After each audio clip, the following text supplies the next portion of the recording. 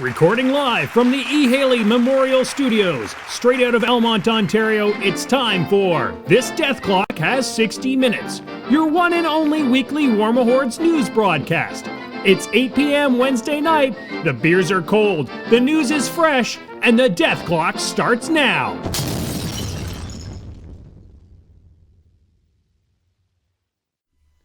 Good evening, everybody, and welcome to the Death Clock. It's been 2 weeks. We took a little hiatus.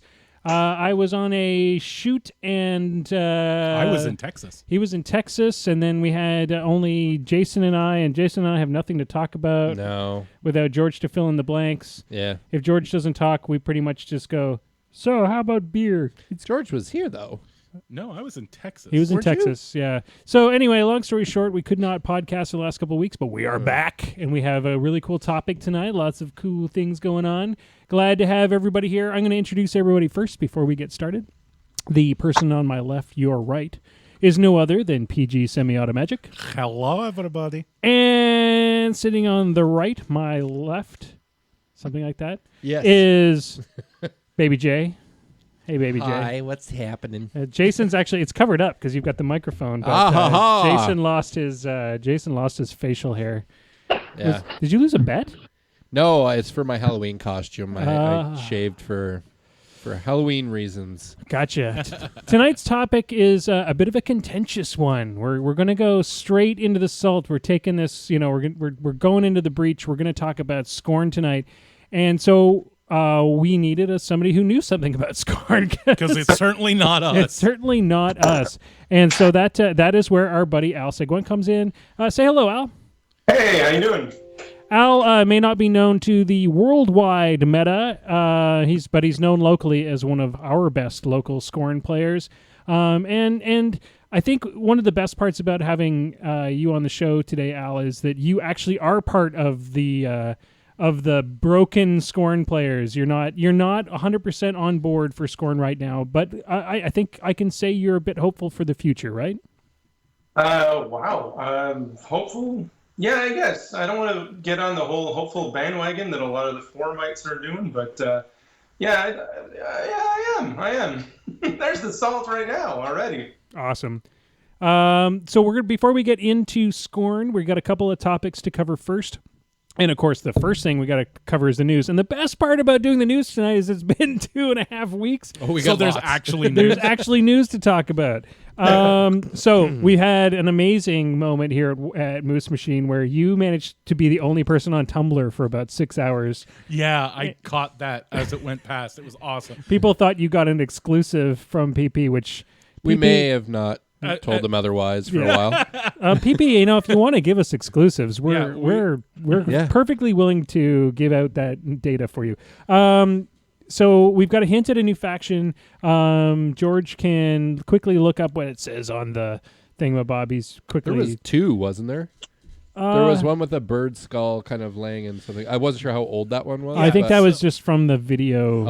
Okay. Yeah, they said what would happen if you reblogged this thing, and then the idea was that as soon as enough reblogs happened, they put out something new, the new one. And there's actually one after the one that went is that up, a new one? which is a single sheet of paper with just the word Doomfinder. Interesting. And it's a shadow Ominous. box picture of what looks like sort of goblin-y guys holding scythes and Farming pitchforks. tools. Yeah. Works, yeah. Yeah, and the little lyric is, "Oh, turn thy back on sin, my child. Embrace the simple life. Go not to war, but earn thy keep with honest toil and strife." I think they even had like some other blurbs in and around of the post too. But Yeah. the crazy thing is that this is another hint at the new faction, and it's looking very Brothers Grimmish. We're getting the goblin-y Brothers Grimmy type of feel from this. So. Yeah. The Amish is nice. I mean, they should have a place in the wargaming. That's awesome. They're great people. They do lovely carpentry. Yes, we do know from the Primecast that we will know more at SmogCon. So PP is going to SmogCon this year, and Last year it was the second round of Gargantuans they announced at SmogCon. This year it is the new faction. Cool.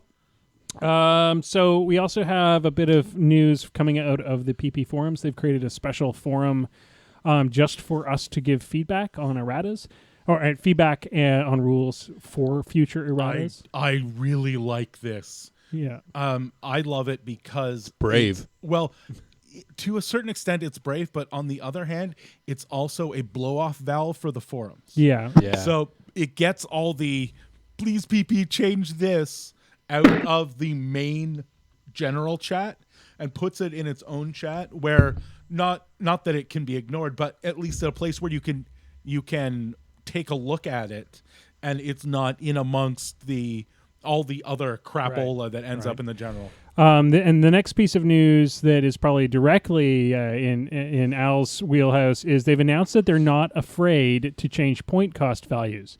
Right. You've got some predictions for Skorne, I'm sure. Is a point change value in there, Al? Yeah, definitely. I mean, it's a little exhausting looking at our war beast right now. The expense is incredible.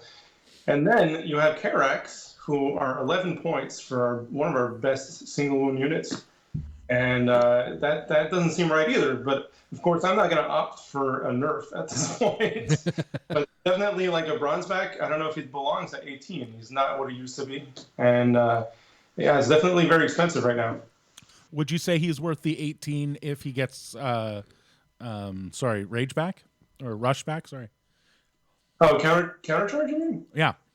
Countercharge, hyper aggressive, and the fifth fury back, and then he's definitely worth 18 points. We'll talk a lot more about those types of things later on in the show. But yeah, the cool thing about that is they were kind of hands off on point changing, but I think that had a lot to do with issuing new cards more than anything else. Yeah, so you can have an ability change on a card. You can maybe even have like a weapon like quality, like reach or not reach change on a card, but without a good way to get new cards into people's hands. If you change the point cost and a TO doesn't know it, your list becomes invalid when it's actually a valid list, and then all this falls apart. Yeah.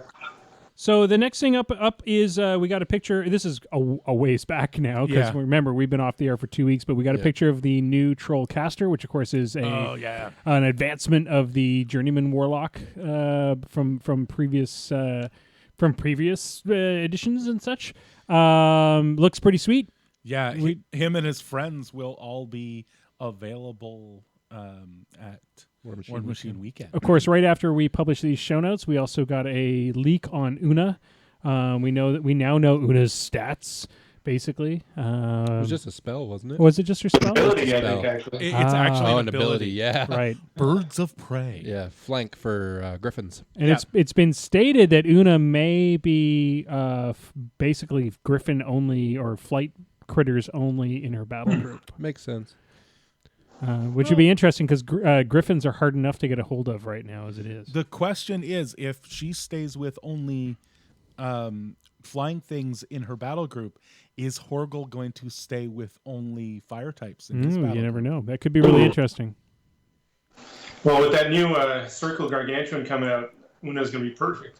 Yeah. Exactly. Oh, darn. I have this giant bird. Bird lists everywhere. So last but not least, Warlock boxes were, of course, announced for War Machine Weekend. Once again, that's why we're getting these little bits of leakage going on in these little bit of privateer press leakage. Oh, we got Too many of those Olestra chips. We got to look at Fiona's Warlock. That was today. Yeah. Our buddy Dallas Kemp, who's been doing the painting, he showed off his. Unfortunately, it was a terrible picture. Dallas, you can do better than that, buddy. It was all like you could hardly see any of the detail. it was really shadowy. But that's dark. okay. We got to see it, and that was pretty sweet. Yeah. All he has to do is push that model back about 4 inches, so it's on the other side of the light. Dallas, God damn it! You're never going to be on the show. That's it. Like it was an option. Like he was ever going to be on our show. All right, ladies and gentlemen, it's 2 weeks time. later. Jason, it's time to hit that button. What time is it? Focus! Yeah, it's time for Focus. And tonight's Focus, we like to do the focus by Maelstrom doesn't know how to do something at pub night. You know what he doesn't know how to do? Leave my caster alive at the bottom of 2. Yeah, we're not going to criticize Maelstrom for his game playing because he kind of Top of 2 PG semi-automatic. PG semi-automatic might have But been salty Haley- for like 2 Haley days. was defense 22 in a trench. She's dead now. I hope you're happy. Little 3 don't give no fucks. It was you were salty like not even Well, salty. he didn't get to roll any dice. Yeah, that is the classic. That is when I get salty.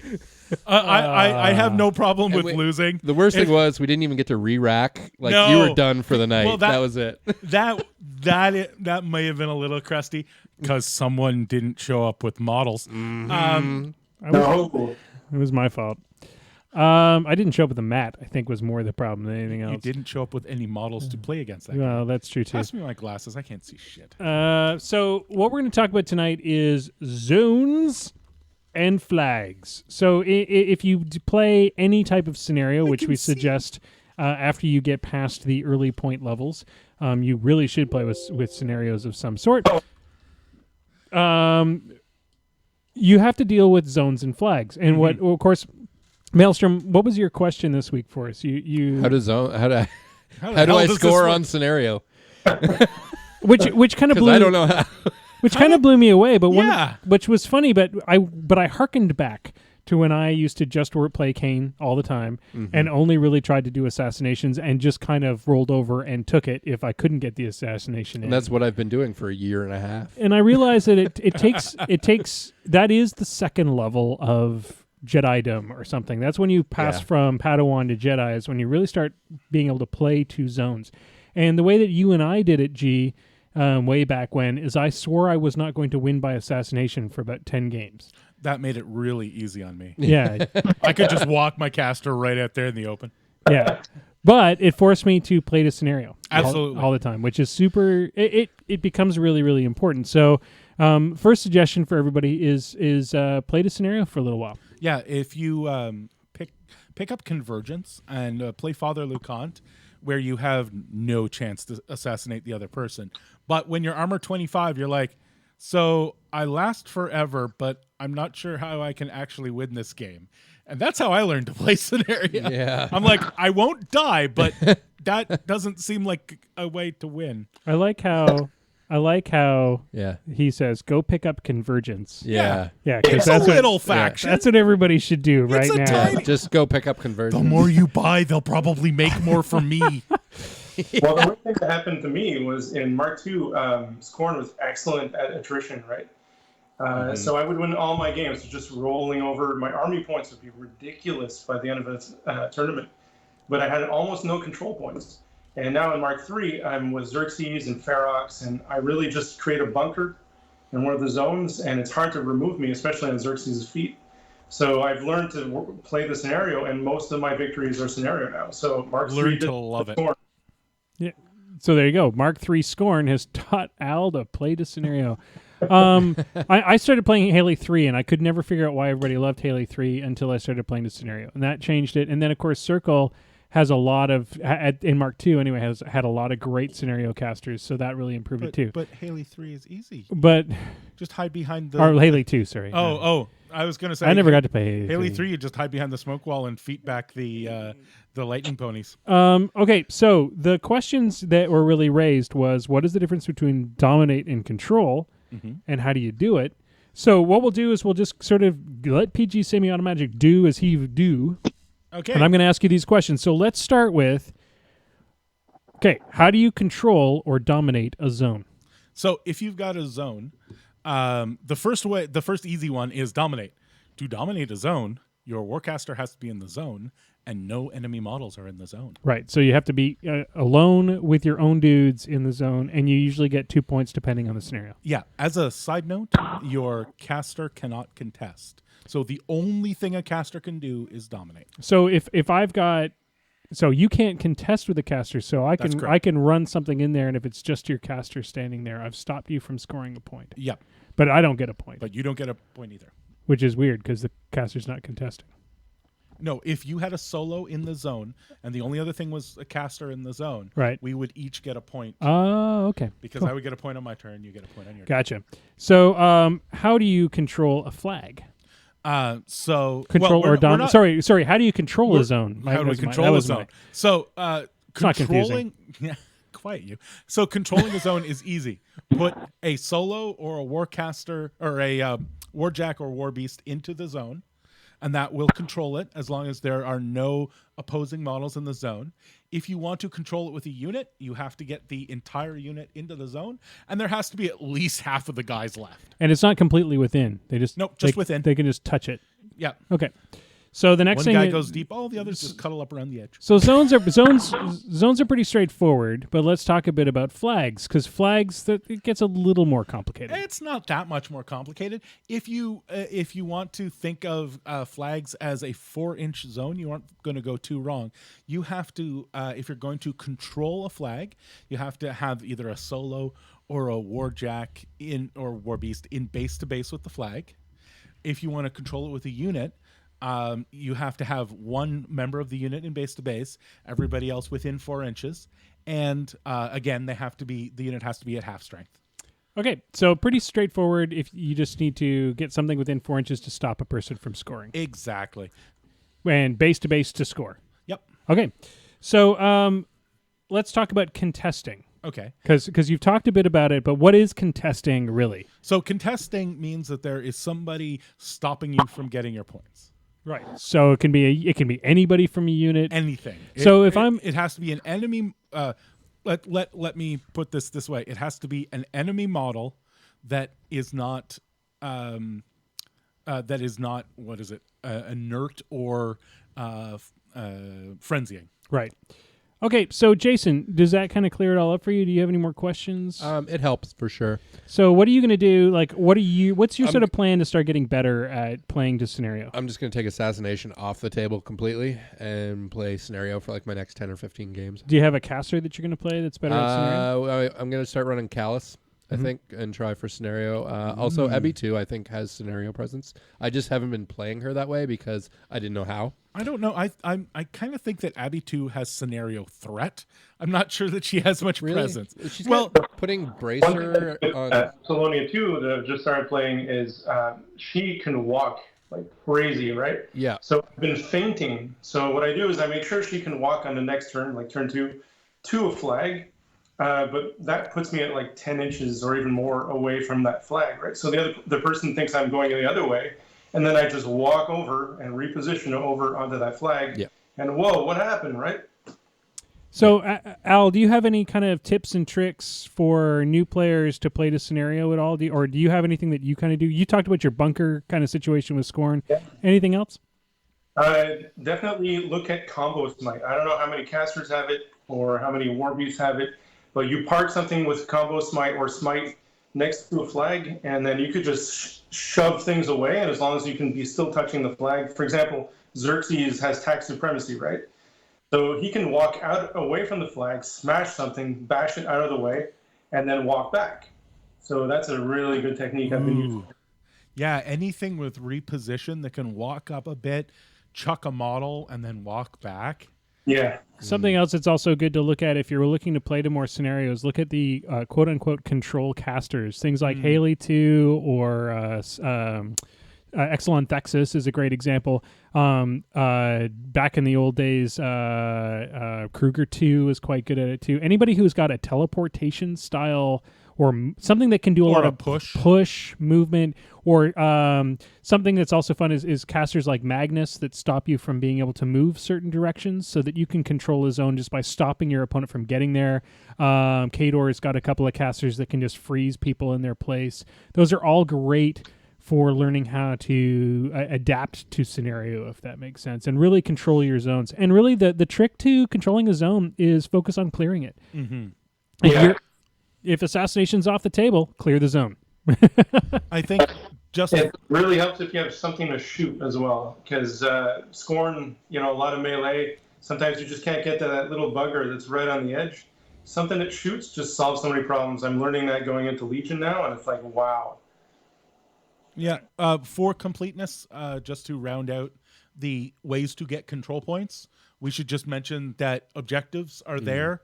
They are meant to be killed. Yep, they are there to be killed. They're a model as well. So they've got 15 health boxes. They're arm 18. Shoot it dead. Run up and beat the crap out of it. You'll get a control point. Well, something you also need to remember is that if it is in a zone or contesting a flag, which in some scenarios they may be, you need to remove them before you can gain points. Yeah, remember they are an enemy model. They are considered an enemy model for all things, spells, etc. Yep. Okay, guys, we're going to move on. We're going to get into the topic du jour. And tonight we're going to talk about Skorne. We brought in our expert panelist tonight, Al, to sort of give us a real understanding of what's going on, because I think most of us who are not Skorne players, and I would say Skorne is... Skorne was a well-played faction, but I mean, in the grand scheme of things, they're one out of however many 11 factions, and probably not the most popular faction to start with because they're a later They came into the game a little bit later on, so a lot of us don't understand what's going on with Skorne because we're not on the front line seeing it. We're just going, a bunch of crybabies. Yeah, that's not nice. I totally actually understand, but it's hard as an outside person. I mean, I felt the same thing when my faction was nerfed to hell when we lost Haley 2, or when shifting stones were brought down 8 inches. All those things change the way that you perceive the game, but people outside of your faction look at you and go, come on. Yeah, I played Skorne right at the end of Mark II. I have a large chunk of it sitting in a case, but I went to Signar for Mark III. But like before Mark III, like when it was announced, I was like, I'm going back to my original love. I'm going back to Signar. I'm going to play Sloan and Darius as my starting casters. And I looked at those Skorne models and I'm like, oh, they're so pretty. I want those back on the table. and then I started getting in the reports from the Skorne players and I'm like, ooh, maybe they'll just sit there for a little while longer. So long story short is we don't really know what's happening, I think, most of us. So I think it's important to have somebody who's actually playing to tell us what's going on and sort of talk about the faction. And maybe for those new players who are looking into Skorne, to either be hopeful or to avoid it until Skorne's been fixed type of thing. So let's start right off the top. Al, tell us what's the general feeling in the Skorne community right now, and why is that feeling prevalent? Right now it's good because the PP admitted that they thought maybe he was underperforming. So, wow, it is like flowers in fields of marigolds right now. But it used to be poison, absolute poison. Just a few months ago, before they announced that they would fix Skorne so extensively, it would almost infect your brain when you go into a game. It's like, oh well, I'm the underdog already, which is really negative. And anybody going into the faction would just leave immediately, just reading any of the stuff on the forums. Whereas now it's all these threads about how to improve and stuff like that. But honestly, when I got all the cards for Mark III, I read through them, and my first impression was that, okay, there's some cool stuff. First of all, I saw a lot of possibilities with the new Agonizer. So instead of doing all the other stuff you used to do, now it's +2 armor against melee within 8 inches. So that's actually pretty good. And I thought, okay, you know what? We're just going to get more armor, more and more armor. But it turned out, that's not really the case. It's you can shoot that little bugger pretty easily. And honestly, everything devolved from there, and I saw that there's okay beasts. Our casters got a little better once, here and there. But you put it on the table, and you go up against some crazy stuff like Haley 2, and you realize, okay, it's not quite enough. So that being said, what do you think PP's goal was with Skorne in Mark III? So, I mean, every faction is supposed to do a thing well or be the faction that does this. Let's say Signar it really has become the good shooty faction with some lightning. Every faction's got its deal. Khador became the Jack spam faction according to Bubba, but they became the super armored cheap Jack faction. What is it that you think PP's design goal was with Skorne, and where do you see it going? Definitely combine arms. The Cannoneer getting a better gun and far strike. The Mammoth shooting better. The Reaver is doing well. I mean, it didn't change that much, but they're definitely more important now. And then we have all our typical melee beasts like the Sentry and the Gladiator, stuff like that. So I think combined arms, and it's weird because I don't know of a single Scorn player that I've talked to that wanted combined arms. I think we all wanted that Haksune or Haksune code, right? Of just going in and smashing stuff. So I don't know why they went with the combined arms, but I really think that's what they want out of Scorn. Was that what Scorn was originally? Was a combined arm faction, or was it the sort of punch face high armor faction? Mark II, admittedly, I stuck to the beefy Titans and stuff mostly, but you could do combined arms, but it was kind of lousy. Like, for example, if you took a Sentinel, good, the poison damage was only specific to living, right? So you're pretty limited. The Mammoth was unreliable, didn't have as many shots. So it was kind of combined arms, but I had a real success in Mark II, just going beating face with big six. Okay, so you're going you have this combined arms faction all of a sudden. Before they change anything, what do you think are currently the best casters? Okay, I've heard amazing things for Naresh. Now, I haven't put him on the table, but he takes our beasts and makes them super armored, super powerful. So I can't really comment on that. And also, Mordekar evaporates infantry, which, again, I have him, but I haven't tested it out because I like Titans, so I focused on that. But best casters have got to be Rasheth, #1. Because that guy's debuff on his feet is ridiculous. -2 armor, -2 defense, -2 strength. So that's almost like Crix. I was just gonna say that sounds like a certain lady we know. So, yeah, exactly. But so that sounds like it's very dependent on his feet to be the best caster. Is that what it's really boiling down to? He has amazing spells too. Castigate, for example, shuts down arc nodes, takes off Animai, which is wow, right? Breath of Corruption is a very cool spell that you can arc through Dark Rituals. POW 12 to an AoE 3, everything takes a POW 12. He has just everything you want out of a caster. The only thing he doesn't have is any kind of speed. I mean, he is speed 4. Is there another caster that is speed 4? I don't know. I don't think so. I think Is there everybody dwarf? got one that's speed. Oh yeah, there's probably all the dwarves are I probably was gonna speed say 4. I think Gorton is speed 4. Okay, fine. But yeah, if you put Rasheth on the table, you're going to do super well. It doesn't matter what the army is, really. It just turns everything into amazing stuff. As we go on, I want to mention to everybody who's watching live, if you have any questions for Al or want to make any comments about Scorn, Jason is here watching the boards and is ready to pass on your questions or comments. I think the next thing that we want to talk about is we've talked about, what are the best casters, but let's talk about beginning casters. If you're just picking up Scorn, if you've decided, damn it, I don't care, I just love the pretty red and gold, what casters do you suggest a new player start with? Okay, well, it's weird. It's kind of ironic that Zikar is in the battle box because I see some opportunities with that guy. He has mortality, right? Very good spell, but he has really crappy stats, and he has throwaway abilities like Witch Mark. He's a finesse caster. I don't know why he's in the battle box. He runs beasts okay, and his feet is really good. But I would not start with him. I would start with the staple Morgul 1. That guy just makes beasts like go nuts, right? His feet is quite good still. It's not excellent like it used to be, but it's quite good. And this is something that I'm not sure any other Scorn player would tell you, but Xerxes 1 is simple, and it does a lot of cool stuff. So I would start with Morgul 1 or Xerxes 1. I think that's awesome. So new players, take note of that. Those are your two suggestions. Start there instead. It sounds like you probably shouldn't start with the battle box. Well, so what would you say if I bought the battle box? Should my first purchase be dump the caster and grab Xerxes 1, or is there some other way that I should be expanding my battle box? Dump the caster. I'm sorry. So the first add-on is replace the boss. Yeah. Morgul 1 or Naresh. So beyond the caster swap, what is the sort of first unit everybody should buy? We always like to ask this when we're talking about the faction overviews. Who should you go out and get first?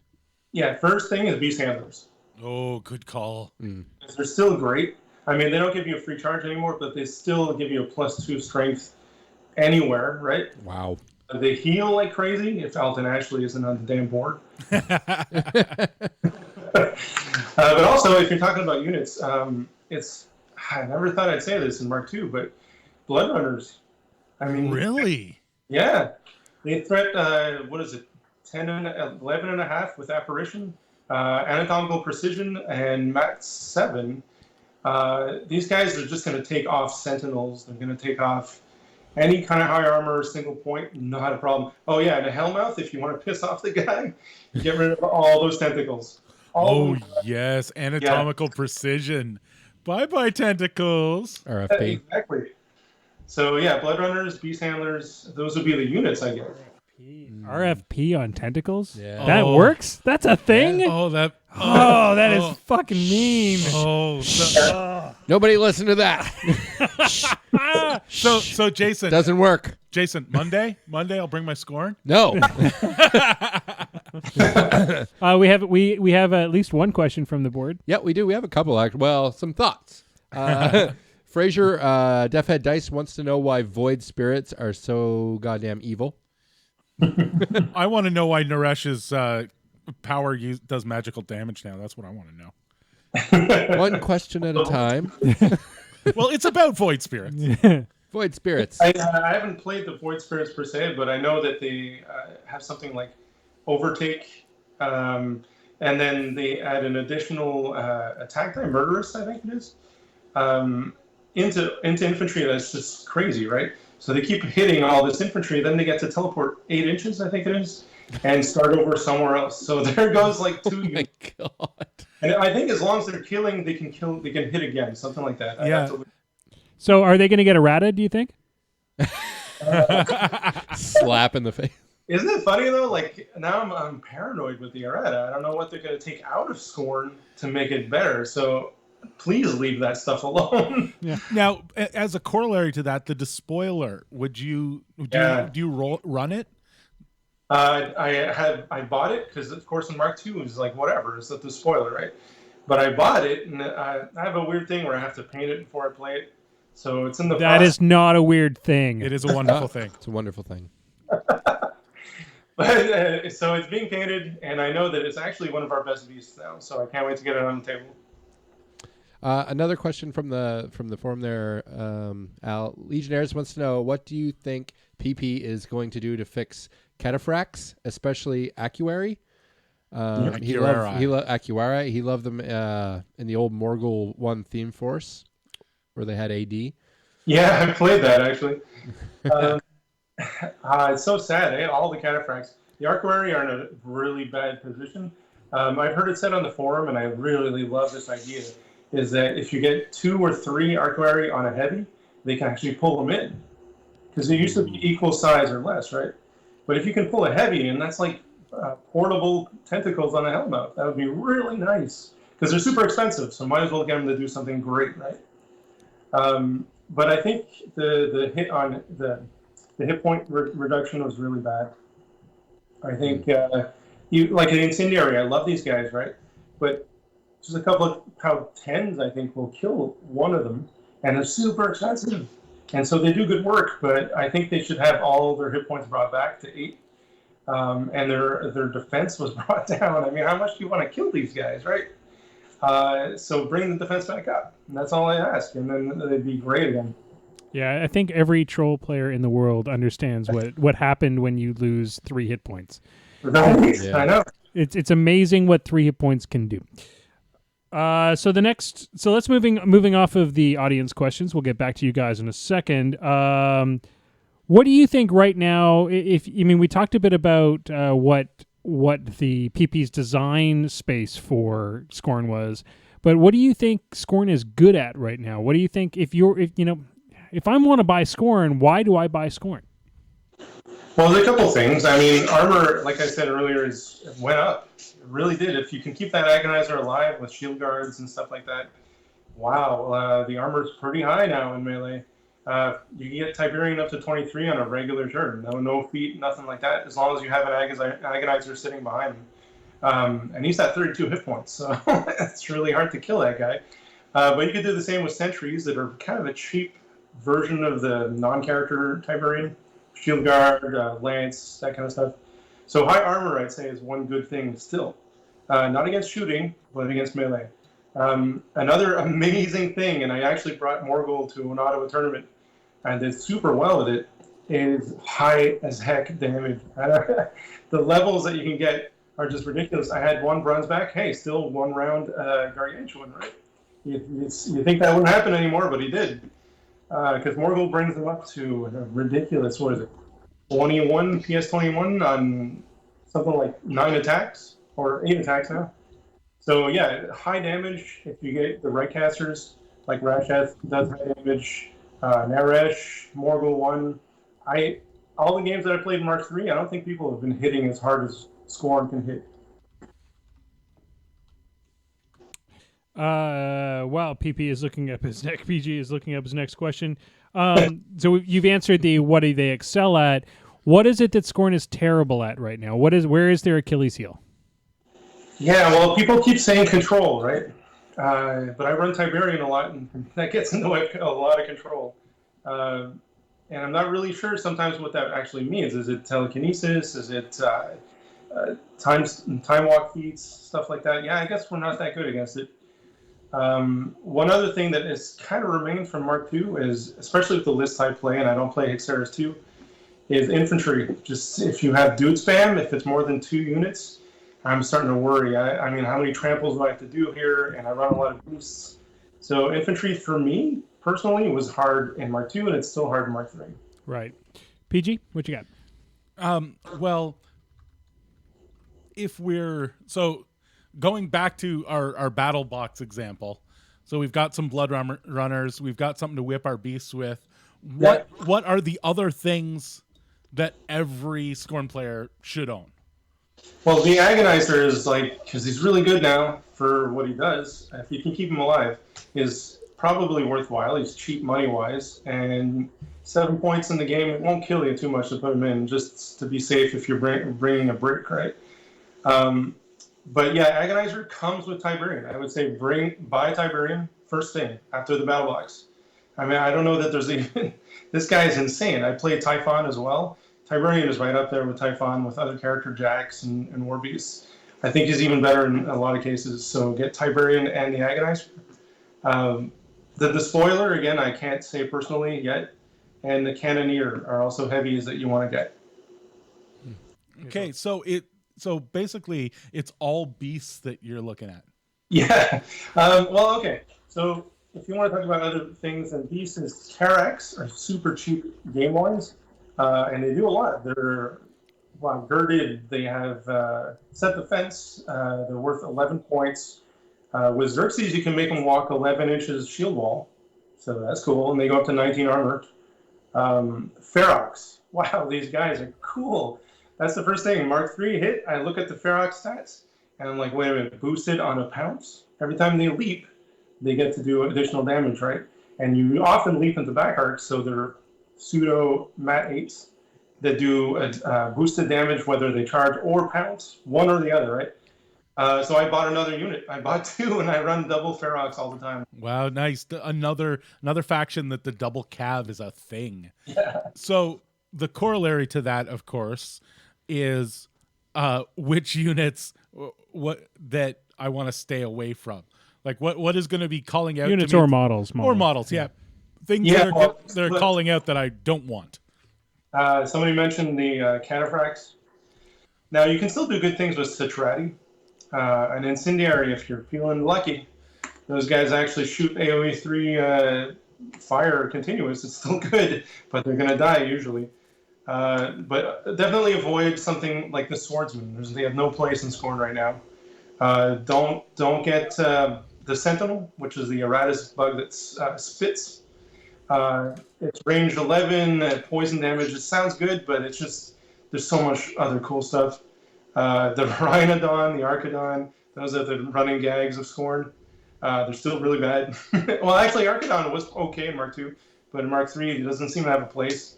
What else? Like, avoid... I guess it's not so bad. Immortals, I mean, they're super slow and they require a lot of finagling to get them fast, to get them where you want them to be. Of course, when they get to where they want to be, they do the job. So unless you don't have a mat fixer, those guys are still mat 6, which is super painful. I hear the Scarab pack is really bad. Now, Makeda 1 can make them all into shield guards. That's another thing. That kind of works. But otherwise, they're never going to work in any of your lists. I believe we have another question from the board from Legionnaires. Indeed. So do you think the Rhinodon will ever be a staple beast again? Well, at this point, Privateer Press has got to look at it pretty seriously, right? Yeah. I mean, after another mark, nothing happened to it. It's not good. It got spiny growth is cool for some casters, but I mean, it's why would I bring that guy? He looks like he wants to ruin infantry, but if you look at Scythians, that ruined infantry. Yeah. Right? So yeah, give us something like that. Do you think there's anything they can do to fix swordsmen, Al? Yeah, my God, I didn't buy them in Mark II, and I didn't buy they're yeah. Yeah, I hear it maybe like overtake constantly. Always have overtake because to always have overtake and always have vengeance with any of the Makedas. I've heard that suggested, so that at least they're always hanging around Makeda. I don't know. All right, so moving on to sort of how to fix the faction, we're going to get into sort of the how you see the future, Al, and you know how the rest of the faction players see the future. Let's start right off the bat. I think you've already stated where the big gaps are, but is it as bad as everybody's saying? Is Skorne #unplayable trash, or is there ways around it? No, there's ways around it. Like I mentioned, a lot of the good stuff in it already. It's really not as bad as they say, right? Because people like to whine, and that's forums for you. Even though it's kind of cheerful in the forums now, it's playable. You can be competitive, I think. I'm winning most of my games. I don't know if that's me or just the faction. So I think the way that Privateer Press approached it, where they said, okay, it needs a look at, I don't think they meant overhaul. I think they just want to touch on it, maybe look at all the models, see what's great, what's not, right? So I think it is currently competitive and still a lot of fun. Like if you want to play Xerxes with the Ferox, you're going to laugh when you play because it's ridiculous what they can do. Threaten 17 and stuff like that. So I think if somebody approached it right now and they played Skorne, you would have a good time. But if you go into the competitive arena and you go against like King 2s and Haley 2s and stuff like that, you're going to start to cry a little bit because it just seems so hard when you're playing. Yeah, the uphill battle feeling, I want to say. So what is the errata do you think is actually coming? Give us your prediction, Al. What do you think the fixes are? Fix this guy right here. Xerxes 2? Xerxes 2 right there. Get that guy back on the table. I love that model, right? I think Xerxes 2 is definitely a thing. The Kreia aura being a big change. It used to be defense, +2 defense, +2 armor against range shots, right? Now it was made into +2 defense against range shots, immunity to blast, and now a 3-inch AoE instead of a 2-inch. So if they were to revert that, that would help so much because our high armor would stay high against shooting. I think the Agonizer might be looked at because they can't have a combination of the Kreia having its armor boost and the Agonizer having its armor boost. I don't know. It's tough to say. I mean, I look at the models and I mean, all I can think is Xerxes 2. That guy was awesome. Fix him. I want my toys back. Would changing, say, some of the animi back to their older versions, like taking the self off of Snipe, do you think that would help a lot? I actually think that was a kind of a good idea. I don't know if I'm alone in this, but I think having Snipe all over the place was a little crazy. But in our case, we have the Cannoneer that has Snipe, and it's fantastic on this guy, right? So if they're going to fix Skorne, don't take Snipe away from the Cannoneer, whether it's self or not. Here's one self-animus that's ridiculously bad in Scorn, the Sentinel. So he gives himself, continuous corrosion on his melee weapons. What the hell is that? He shoots, and if I get him at the melee, that 1 point's going to do it. I guess if you you attack a caster with it, and he's got that 1 point left, hey, good deal, right? But that's just a completely useless animus. All right, so leaving that aside, the kind of predictions for the future, I think if you take a look at our Facebook page, you will see some predictions from a few of our friends who may or may not have some ideas of what might be coming down the pipeline. I think we can safely predict here at Moose Machine that we will see some point cost changes. We'll see some functionality changes and some synergy changes across the board. We can be pretty confident on those types of things. And I think that may be part of the problem is we're talking about a few, a few beasts that so screw up the design space that they can't fix. They had to fix it on other sides, basically. I think we'll see some good overhauls. But let's talk about how to be a Skorne player for a second. We're in this new Jack spam meta where if you're a hardened Hordes player and you're like, screw it, I'm not going to play Signar for a month, well, before the errata, I'm going to have to deal with some Khador Jack spam. How do you, as a Skorne player, deal with Jack spam? Like things like the Mad Dog list or some of the Khador lists or some of the Signar lists we're seeing right now. Yeah, isn't that crazy, right? Somehow now there's 10 juggernauts and stuff on the board. What's going on, right? But Skorne does one of two things. We've lost him for a second. We'll just wait for the Skype to catch up. You might want to hang up on Alain and bring him back. Alain's going to come back in just a second. Tell us all about. I'll bring that down. There he is. There you are. There you go. Sorry about that, Alain. We lost you for a second. The question was, how does Skorne deal with Jack spam? Yeah, so you circumvent it. My Xerxes 1 list, they just look at all the jacks, and it's just a lot of clutter, really, when you just jam 1 or 2 cats in at a time, right? Am I still around? Yep. Okay. You jam them with difficult to remove targets, like the defender's warded cats or ferox are actually defense 15, armor 19, right? So the armor is not a big deal against jacks. They're just going to pummel it, but they do have to hit that defense 15. So it's kind of annoying. So you jam and then you work scenario. So that's another way. I also like to threaten the caster. Let's say Harkovich is kind of hanging out back there. He's squishy as heck. So you just put a bunch of ferox lined up, and the jacks can't get to the ferox. The ferox can get to Harkovich. So you kind of threaten his scenario while you just keep plucking away at your own. Another thing that we do is high damage. I mean, it's kind of impossible to remove that much beef on the table, but you put Morgul down with a bunch of beast brick, and wow, you're going to be one-rounding everything that comes into range. So at least there's that. So you can sort of control his output that much, right? I think that's good advice overall for everybody in every faction. To deal with Jack spam, one of the things is play the scenario and deal with learn how to jam. I think that's huge advice because I don't think any of us really, especially with free tramples. Yeah. Learn how to jam with medium things. Yeah, sure. Lights are cheap now. Use them. All right, this is your last question for tonight, Ellen, and then we're going to move on to the lightning round. This will be your first lightning round. So don't worry, we made it easy on you. It's going to be a bunch of Skorne questions. Great. So your last bit of advice, tips and tricks for the old hardened Skorne player for getting past Mark 3 or getting through Mark 3 or dealing with Mark 3. Outplay. I mean, it sounds easier said than done, right? But I go to tournaments now, and I have to think of, say, high reclaimer. Okay, it's just going to keep coming at me, right? So you outplay it. You play the scenario for sure. If you're getting into the competitive scene with Skorne, your scenario is the way to win. So plan for that immediately.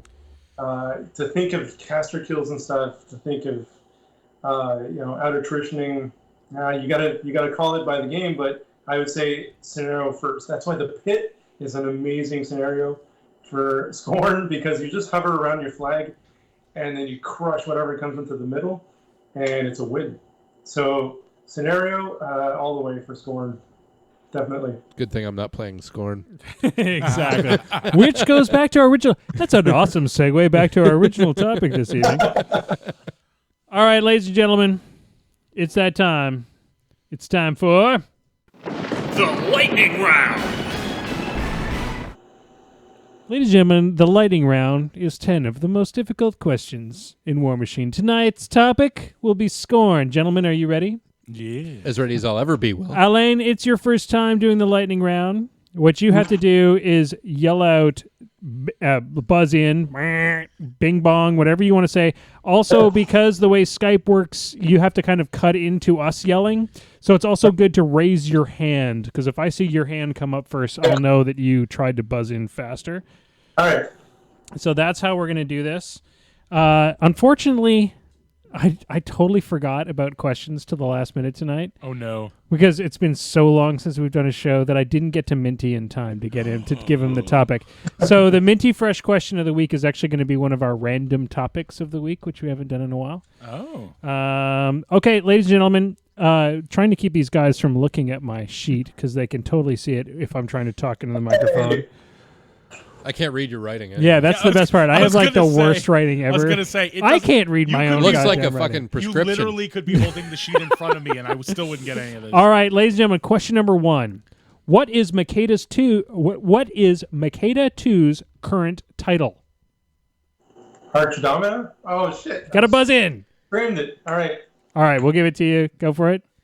Is it Archdomina? No, it is actually Supreme Archdomina. What? I can't give you a point for that. It's Supreme. Makeda 2 is Supreme Archdomina. We still have the same amount of points. She comes with. Yeah, you're totally winning right now. I am. We're all tied.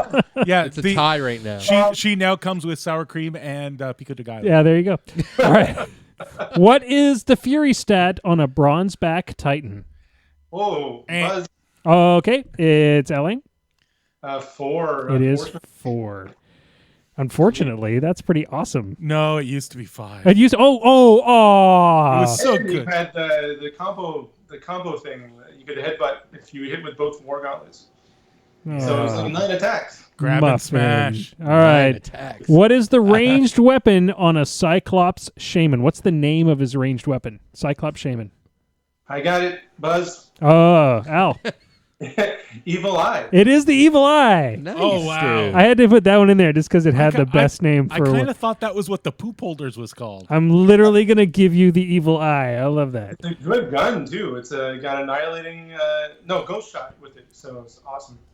All right. Next question. Question number 4. How many falchions does Mullet Karn use? Hey, I'm going to give that to PG Semi-Automatic. 2. It is 2. You got a point. Yay! Al's at 3, so you only have to get 2 more. Question number 5. Who is Mullet Karn bonded to? Whoa, come on, Buzz. Al. That's Makeda. It is Makeda. I was going to say anybody he wanted. Oh, God. You guys are being so easy on me. Question number 6. What is the base speed stat on an Immortal? Oh. I got to give that one to PG? Do you want the smartass answer first? No, give me the base speed stat. 5. No, it's 4, It's dumbass. We talked about it literally 10 minutes ago. Shut up. Don't you have those? I was going to say too damn slow. Yeah, you were going to say too damn slow, so you said 5. You said average. No, 5 is not average. 5 is totally 6 average. is average. All right. I don't know 6 why. should be average. We're taking away your PG status. You're just semi-automatic on this show now. You should know by now, just being a PG does not mean you know anything That's about PG the game. Maelstrom. I've never even played this goddamn game. PG Maelstrom, huh? I played it Sounds once good. a couple years ago. I play Guild Ball. What are you guys talking about? What are you talking to Marc Andre again? Question number 7. Oh, shots fired. Shots fired. He's been playing a lot more lately. Shut your He face. has. A pain giver can remove or place how many fury with its condition ability? Buzz. Alain? 1. It is- used He to be beat all me to it. Oh, they got the Shepherd nerf, did they? Yeah, they did. Yeah, they used to be able to take all the fury away. The Shepherd nerf. So God good. damn it. All right. Question number 8. What is the point cost for a Tyrant? Blah, blah, blah. What is the point cost for Tyrant Redeem? ARHADIEM. What's this point cost? A buzz. All right, Al. Okay, 9 huge points. It's 9. It's Really? a solo. It's so expensive. 9 points. It's a 9. He's I the have to same go and price look as at most this of my now. jacks for crying I out was loud. gonna say, like, what? How could he be worth 9 points? Because he's got armor piercing and they're afraid. All right. Question number 9. Who fought his way to leadership of Skorne, leading them to invade Signar? George. Vintner. Vinter Railthorn is the answer. I was like, oh crap! Which Signar king is it? All right, ladies and gentlemen, it is going to be a totally random question. Holy shit, he is 9 points. I'm going to just. What the fuck? Why is he 9 points? All right. The question is: name the 3 attack types of the Cantrix Force Generator. Oh god damn it! Do I have to give the actual names of it, or can I Yes, just give the abilities? actual names of them, or you know what? I'll even accept what they do. Range, melee, and fuck you. 6 points for Maelstrom. You're the winner. Yeah. Sure. I was gonna say I think there's a anti-magic. There's like a Thunderbolt one, like a movie one, or a slammy one. You know that type. And what's the third one? I think I'm gonna say they an all- AOE They need to be Slammy, AOE, and and Magic-y. Yeah, you were wrong on the Magic-y one. It's Destructor. The weapon becomes a POW 16. They Oh, just made it's it the worse. up- They the just up made the it power mean. one. But you know what? I miss Minty. I'm That was pretty gonna give close. all the points to Maelstrom Yeah. because his answer was way better.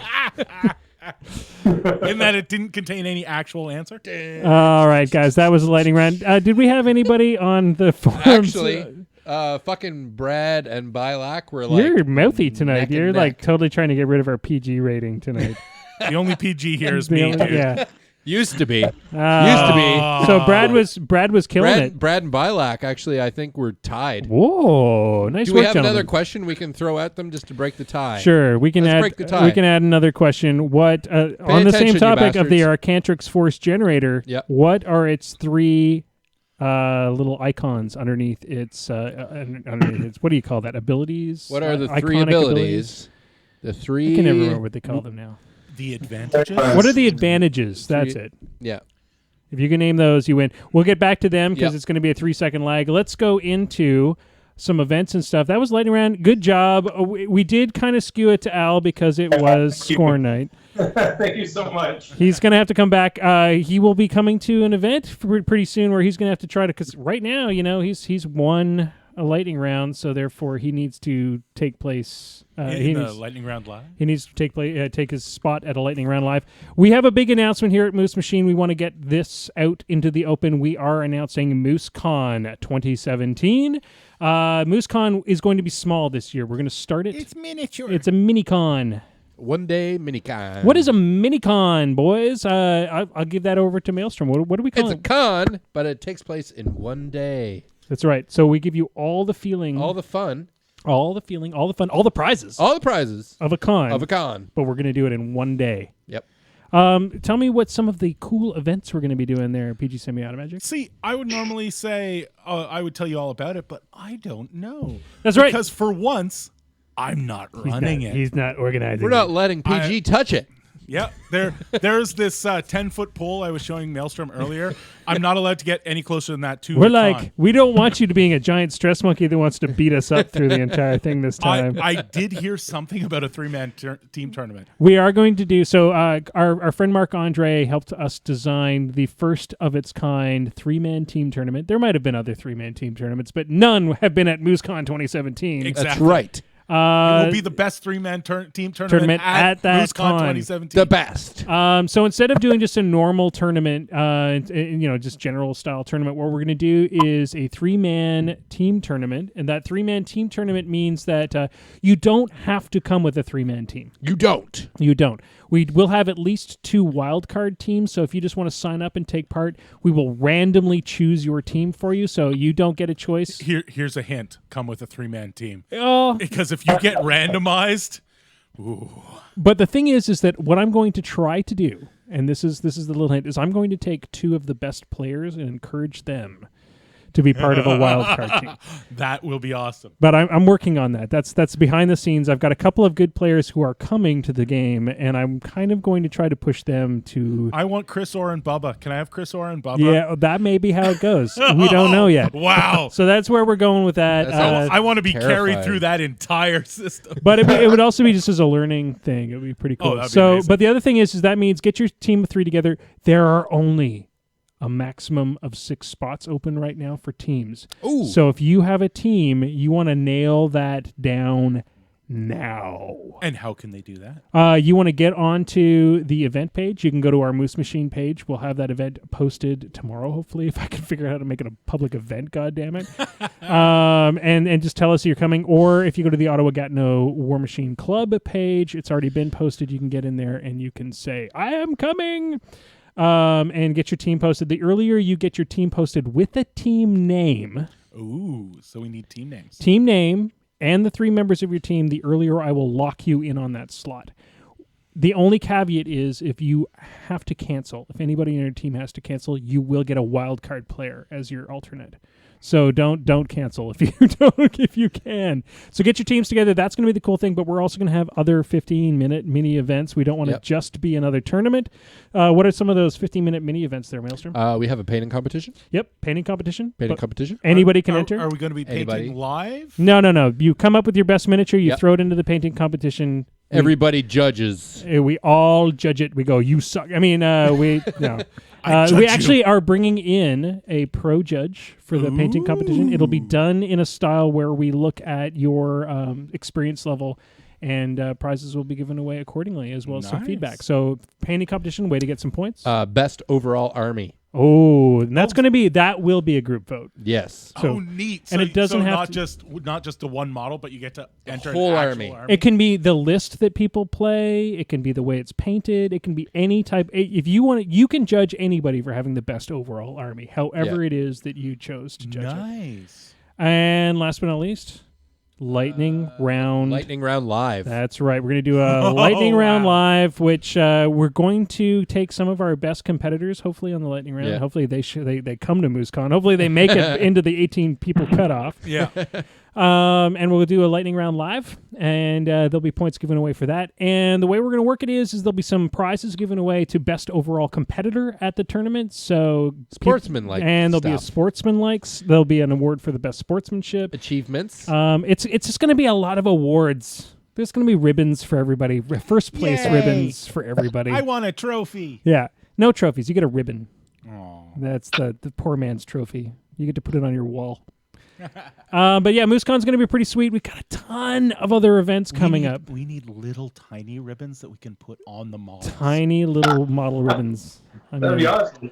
Also, you can get your fair share of Moose swag. Remember, this will be at Wizards Tower on January 29th. Sorry, that's going to be the longest we talk about this on the show for all those people that are listening to the podcast. Yeah.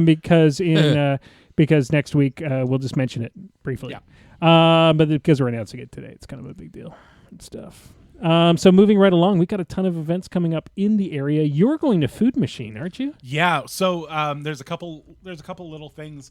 We'll start with in this area. We in 3 days. Our Halloween event is happening. Two-headed Pharaoh. Big deal. Everybody's super excited about it. I think Yeah. it's already fully booked, isn't it? I'm pretty sure it is. So if you glad you heard about it. Hope you. hope you're already in it. Occasionally, we do get someone whose partner has to drop out. So if you jump into the OGWC Facebook page, you might be able to still get a spot in. But it is a 2-person at the same time team tournament. And it looks like it's going to be a lot of fun. Then coming up the 13th, is a steamroller at the Wizard's Tower.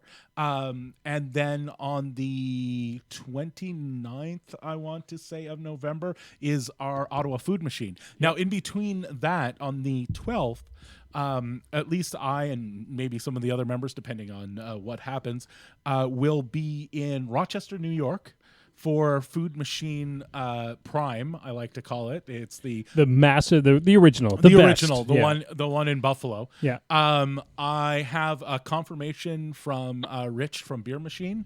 Will be one of our guest commentators. Awesome. And I may have reached out to a certain Lord High Inquisitor of War Machine. The president for life might be joining us on the table if he is able to make it. And of course, we're always, as Moose Machine, trying for all of us to go, but generally Maelstrom and I can't because he's got a baby and I've got a house. And it means I pack up an entire car all by and yourself. drive 6 hours to With a nobody random else. place in the U.S. Okay, so the other thing, November 5th, we've got the painting competition happening at FDB in Gatineau Hall. I will be at that one. Yeah, I want to go to that too. Super excited to be I'm there. going to go just because these other two goons are going. Al, are you going to be going to the painting competition? I'm going to the one early November. Yeah, November 5th. So Al and I will both be Nice. there. That would be awesome. And I've been preparing a couple of special things for this one, so I'm excited to see. I've got something special too, but it's like come off of the short bus special, not right. Special. Well, the cool thing is that the Quebec contingent of painters, they step up their game. Yeah, they'll show up and just light the depth charge to all of us Ontario and people. because James TKK cultist over there is not brave enough to come out. Is that calling him out? Is that what I You've just been heard? called out, sir. They pretty much just dominate because Because some of the Ontario people. because it's just me. I gotta hold it for everybody. You gotta hold it up. Hold it up for all They're the busy English-speaking in majority. Kingston and- Anyway, we'll all be there, so come on and visit us. Stop by, say hi. I'll be there for at least half the day before I get judged, kicked out. You should be able to find the giant Moose Machine banner around there somewhere. Yep, somewhere. Come over, say I'm just hi. gonna put the banner up and just stand beside it, like Just pose the entire time. just pose the entire time. Hold up a model. I'm a miniature. Oh, Come by, throw things. You know what we need to get Aaron to make us? Tiny little us. No. Well, okay, that would be awesome as well. I think I'm going to have to commission. You guys have heard of Aaron. He's been on the podcast. He makes those beautiful weapons. I think he needs to make us some full-size bases. Some one-to-one. Oh. Full-size bases. Oh my so we can put God. the base down with a card back behind us and then get pictures. That would be awesome. So let's throw this out to Al before we go. Al, what event are you most excited about? What are you going to be going to? I'm going because the tickets are coming on sale in November. I'm going to the next Lock and Load. Oh, you son of a bitch! Hey, Hey, Al, we have an Al, in for Al, Lock and Load. Al, you want to share a room? I'm going to Lock and Load too. Sure, hey, why not? PG's going. Awesome. I can't wait for that. It's going to be that new faction is going to be really revealed there, I think. So you guys buy me a battle box for the new faction, all right? Just 70 other battle boxes I have to get. Yeah. I'll just carry back this giant pillow. Yeah. Have fun coming through customs, eh? All right, Have guys. you never seen UPS? We have killed the death clock. We're 8 minutes over the death clock, and that always is a good sign That's that what we've happens, had. Well, yeah. it's always a good sign that we've had a great guest. No offense to all those people that we've been under. ended right on time. So we're right on time. Good night, everybody. No, it's been a great night. Thank you so much for joining us tonight. I want to thank all the people that are live on the chat. Please, if you listen to the podcast, show up on Wednesday nights, 8 o'clock Eastern Standard Time. Yep. We broadcast live on Twitch. You can find us at PG_semi-automagic. Or twitch.tv/ Moose Machine Network. And don't forget that we are the guys. Well, George is the guy that is in charge of running a 24 hours a day Moose Machine Network. We are the first television station that broadcasts nothing but miniatures all the time. Not just miniatures, but Mark III War Machine. Mark III War Machine. You could tune in and you could spend 9 days 24/7 watching the Moose Machine Network And never see a repeat? repeated battle report. Yeah, it's and crazy. then during that time, you are going to see live shows. You're going to see 2 podcasts or shows a day. It's amazing. Go check that out. Be part of the action. And if you're listening to the show now, tune in live to Moose Machine on Wednesday nights at 9 o'clock, 8 o'clock Eastern Standard Time. Join in the conversation because we love to hear from you guys. That's it for us for this evening. Say goodnight, everybody. Good night, everybody. Thank you so much.